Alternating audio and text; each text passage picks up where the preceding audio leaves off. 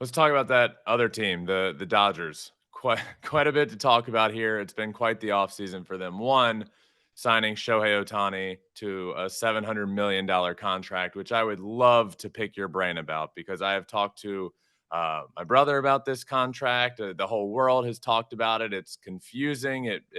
Once all the details start coming out, it makes sense what's happening. But then it's like, why is it happening? How is that a good thing? So 97% of Shohei's contract is deferred, 680 million. He'll be making $2 million per year over the next 10 years. John, when you heard about the details of this contract, what were your thoughts?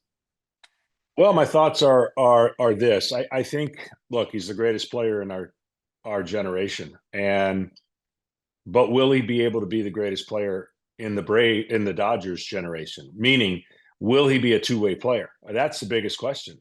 I think if you just separate the money, let's just say face value, the money is what it is.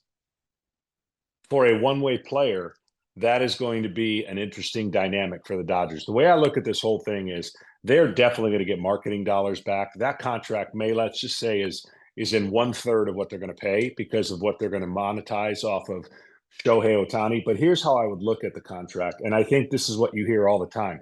Well, if they win two championships, I think two would be the barometer here.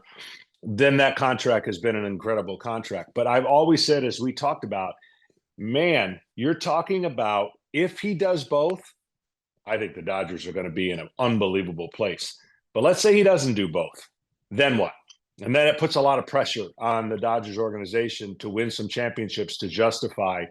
But he's so good that I could see him if he doesn't play on the mound after next year. Maybe he plays in the outfield. There's got to be some way they got to use him to utilize not just a DH. Yep. That's my point. And I think that's why I was interested to see how the contract would go, because I would have put in another contract based on if he pitches. And if he pitches and he plays, then I could see that contract playing out the way it does. Yeah, and I know you and I are both very hopeful that he continues to do both for as long as he possibly can. But obviously, a lot of question marks there. Hopefully, that does end up happening. In terms of the contract itself, obviously the 680 million. Where do you stand with that specifically? Where do you stand with the unprecedented amount of deferrals and him making all of the money basically after the decade is up, allowing the Dodgers? And I know for purposes of the CBT, it's still about 46 million. So it's not like that's just 2 million. It is still a big hit to the team. He's basically just loaning them a bunch, 30 million, 20 some million dollars to just get paid 2 million a year.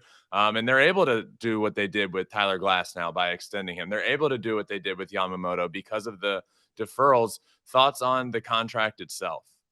Yeah, I think I'd love to know who came up with it. I think it's Shohei's camp. I think it says a lot about him and how he wants to win. We knew he was going to stay on the West Coast based on where he lives in the country. And I think his desires to do this, he's going to make a ton of money, obviously, even from a marketing standpoint. It's very creative. When I first heard about it, I was like, oh, man, is this going to be a trend? We got a copycat league. I don't think so, because not every player might be eager to do that because, the greatest known factor is now.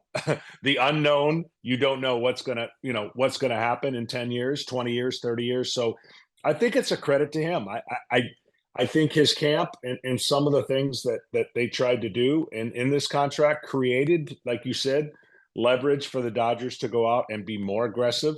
I will say this, the glass is half full, no doubt. I'm not trying to say the glass isn't half full for the Dodgers, but there is some risk. A 12-year contract to a pitcher that dominated in his own league but hasn't stepped foot yet in the big leagues. 12 years is a long time for a pitcher, but they have accomplished two of their major goals by getting two pitchers and the greatest player on the planet.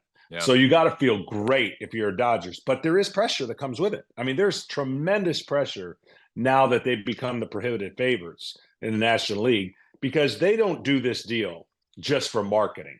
They do this deal because they see multiple championships in the next 10 years.